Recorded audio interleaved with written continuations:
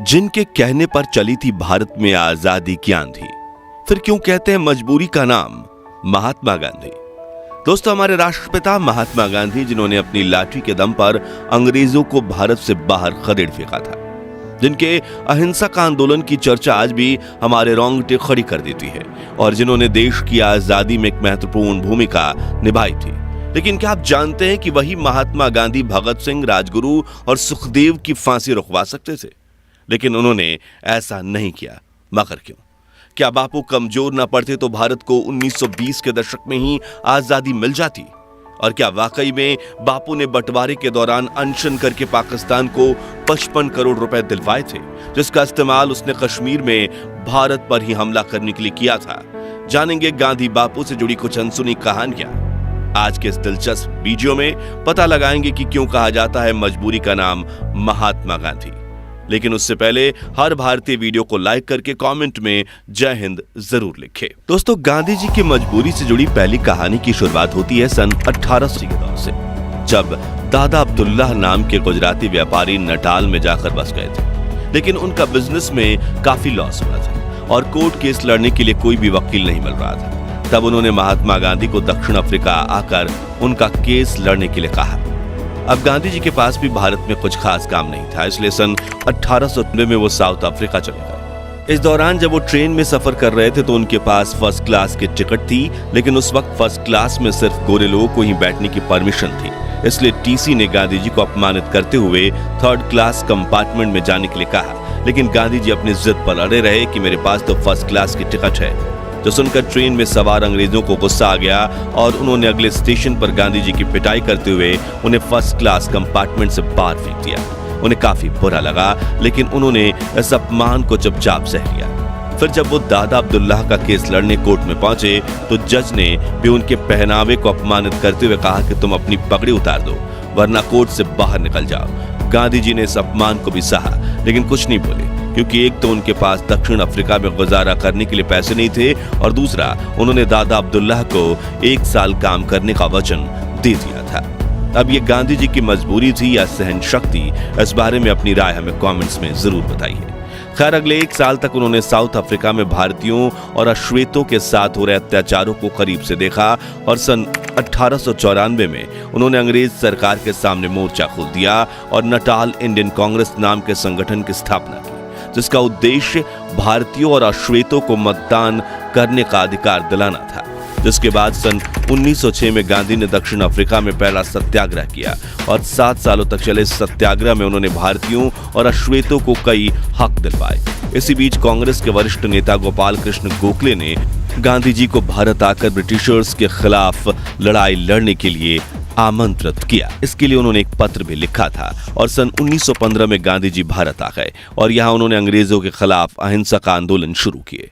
यहीं से शुरुआत होती है गांधी जी की मजबूरी से जुड़ी दूसरी कहानी। दरअसल गांधी जी की विचारधारा से शुरुआत में देश के करोड़ों लोग प्रभावित थे, जिनमें वीर भगत सिंह का नाम भी शामिल था। तभी गांधी जी ने अंग्रेजों के खिलाफ असहयोग आंदोलन की शुरुआत की, जिसका उद्देश्य था ब्रिटिश सरकार की कमर तोड़ देना। जिसके लिए गांधी जी ने कहा कि समग्र भारत अंग्रेजों का सहकार करना बंद कर दे, मजदूर फैक्ट्री में जाकर काम करना छोड़ दीजिए, रेलवे ट्रैक्स बिछाना बंद कर दीजिए, अंग्रेजी कपड़े खरीदने के बजाय खुद चरखा चलाकर अपने कपड़े बनाइए, ब्रिटिश उत्पादों का खुलकर बहिष्कार कीजिए और स्वदेशी वस्तुओं का इस्तेमाल कीजिए। अगले 2 सालों तक ये आंदोलन जोरों शोरों से चला। करोड़ों देशवासियों ने इस मूवमेंट में बढ़ चढ़कर हिस्सा लिया, और ब्रिटिश सरकार पूरी तरह से कंगाल हो चुकी थी, जिससे बौखलाते हुए ब्रिटिशर्स ने अहिंसा से आंदोलन कर रहे भारतीयों के खिलाफ हिंसक कदम उठाना शुरू कर दिए। पुलिस ऑफिसर्स लाठीचार्ज करने लगे और निर्दोष लोगों को कोल्ड ब्लड में मौत के घाट उतारने लगे थे। लेकिन गांधी जी पर भरोसा दिखाते हुए देशवासी सब कुछ सहते रहे। मगर फिर आया 4 फरवरी 1922 का दिन, जब उत्तर प्रदेश में गोरखपुर के पास चौरी चौरा कस्बे में प्रोटेस्ट कर रहे क्रांतिकारियों के सब्र का बांध टूट गया। दरअसल वहां ब्रिटिश प्रोटेस्ट कर रहे क्रांतिकारियों को मार रहे थे और उनके खिलाफ हिंसक कार्रवाई करने लगे, जिसके बाद क्रांतिकारियों ने एक पुलिस स्टेशन में आग लगा दी, जिससे वहां छिपे 22 पुलिसकर्मी जिंदा जलकर मर गए। अब भले ही वो पुलिस ऑफिसर्स ब्रिटिश सरकार के लिए काम करते थे, लेकिन असल में वे सभी भारतीय थे, जिससे गांधी जी को बड़ा झटका लगा।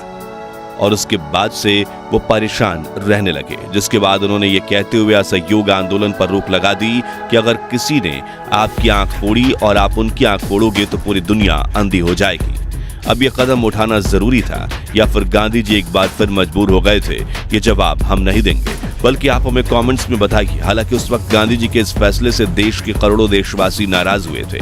यहां तक कि गांधी जी को अपना पिता मानने वाले जमनालाल बजाज, जो गांधी जी के आंदोलन को फंडिंग देते थे, उन्होंने भी खादी, चरखा उद्योग, स्वदेशी स्कूल, कॉलेज और बाकी चीजें बनाने में काफी पैसा खर्च किया था, वो सब भी बंद हो गया, जिससे उन्हें भी गहरा झटका लगा। और तो और वीर भगत सिंह, जो असहयोग आंदोलन में गांधी जी का बढ़ चढ़कर साथ दे रहे थे, उनका भी गांधी जी और अहिंसा से भरोसा उठ गया और इसी वजह से उन्होंने आजादी के लिए हिंसा का मार्ग चुनने का निर्णय लिया।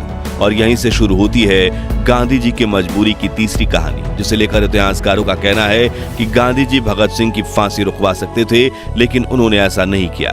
दरअसल सन 1930 में अंग्रेजों ने नमक पर 2400% टैक्स लगा दिया था, जिसके खिलाफ गांधी जी ने दांडी सत्याग्रह छेड़ दिया, जिसमें अहमदाबाद के साबरमती आश्रम से दांडी यानी कि आज के नवसारी तक उन्होंने 78 साथियों के साथ पैदल यात्रा शुरू की।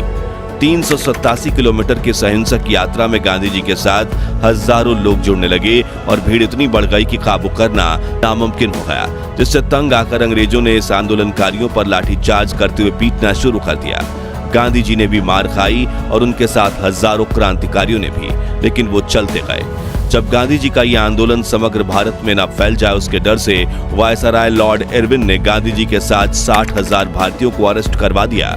हालांकि वो गांधी को ज्यादा समय तक जेल में नहीं रख सकते थे, इसलिए उन्होंने गांधी जी से बात करके गांधी इरविन पैक्ट बनाने का फैसला किया।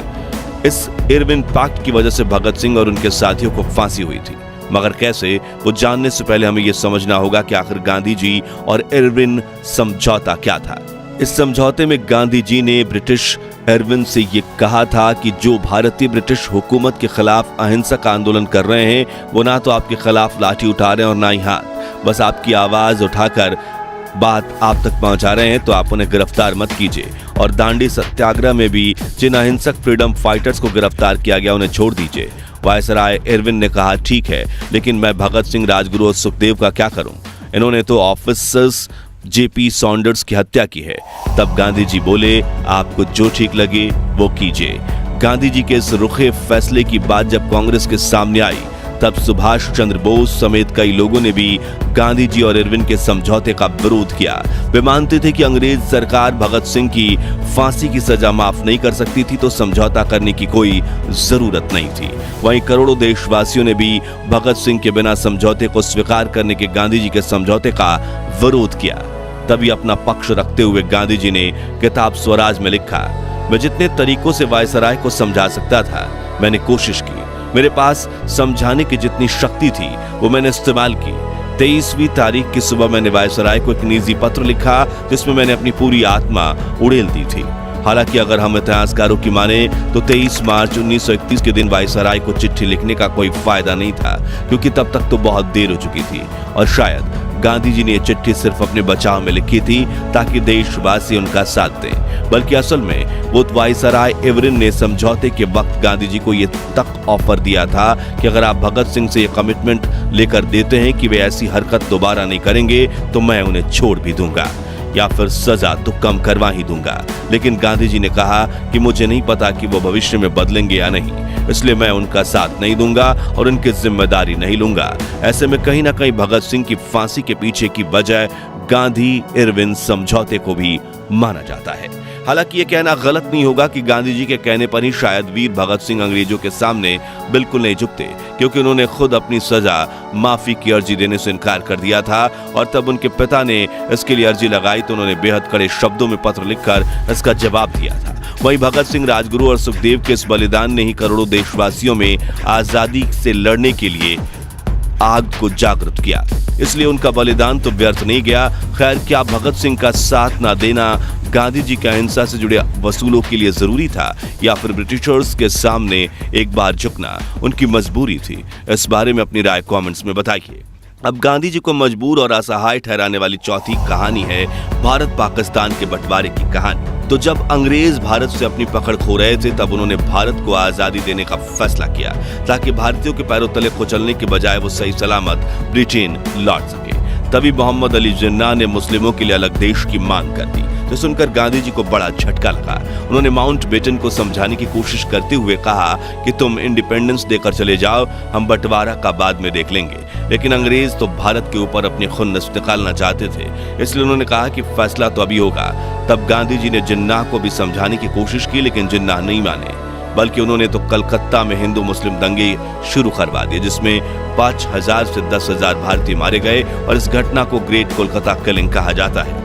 मगर इतना सब होने के बावजूद गांधी देश के टुकड़े नहीं होने देना चाहते थे, इसलिए उन्होंने जवाहरलाल नेहरू और सरदार पटेल से कहा कि बंटवारा मत होने दो, बल्कि हम जिन्ना को ही अखंड भारत का प्रधानमंत्री बना देते हैं। लेकिन नेहरू पटेल दोनों इसके खिलाफ थे, क्योंकि अगर जिन्ना प्रधानमंत्री बनते तो वो देश में बाकी जातियों के लोगों का जीना हराम कर देते।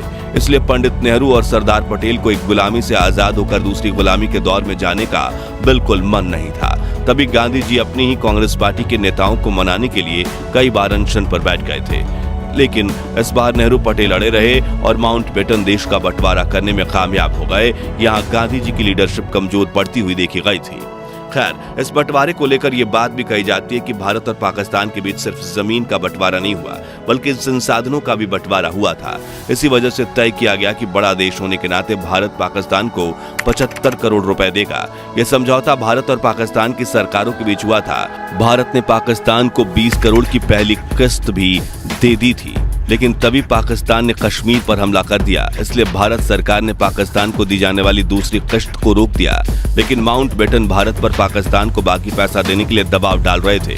तभी गांधी जी ने सरकार के सामने पाकिस्तान को 55 करोड़ रुपए देने के लिए अनशन कर दिया। इसी वजह से भारत ने पाकिस्तान को पैसे दिए थे। हालांकि कुछ इतिहासकार कहते हैं कि गांधी जी उस वक्त सिर्फ हिंदू मुस्लिम दंगों के खिलाफ अनशन पर बैठे थे और गांधी के उपवास को खत्म करवाने के लिए बनाई गई समिति द्वारा गांधी जी को दिए गए आश्वासनों में पाकिस्तान को पैसे दिया जाना शामिल नहीं था। अब असल सच क्या है वो बात तो इतिहास के पन्नों में कहीं दफन है, लेकिन बंटवारे के दौर में गांधी जी को कई वरिष्ठ नेताओं ने मजबूर बापू कहा था।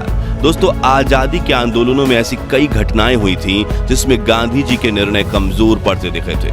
इसलिए आज भी कई विशेषज्ञ कहते हैं कि मजबूरी का नाम महात्मा गांधी। खैर, क्या महात्मा गांधी वाकई में मजबूर थे? और क्या गांधी जी की अनसुनी कहानियां सीरीज का आप पार्ट 2 देखना चाहते हैं? कमेंट्स में बताइए। वीडियो पसंद आई हो तो इसे लाइक शेयर करके 11,000 लाइक्स के लक्ष्य को हासिल करने में हमारी मदद कीजिए। महान भारत के इतिहास से जुड़े ऐसी रोमांचक वीडियोस के लिए हमारे चैनल को सब्सक्राइब करके पास वाली घंटी जरूर बजा दीजिए। जय हिंद, जय भारत।